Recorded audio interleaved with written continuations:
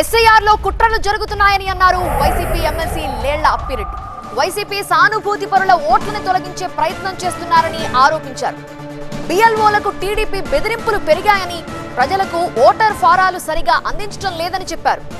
SIR ప్రక్రియ గడువు పెంచాలని డిమాండ్ చేశారు ఎమ్మెల్సీ అప్పిరెడ్డి. సర్ప్రక్రియను కూడా అడ్డం పెట్టుకుని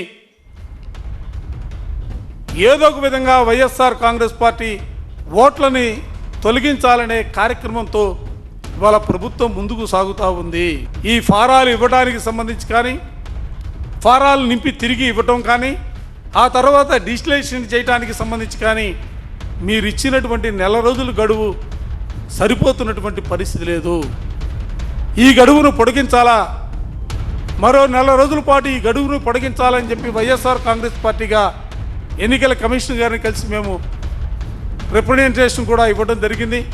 దయచేసి ఎన్నికల కమిషన్ మరో మారు కోరుతా ఉన్నాం.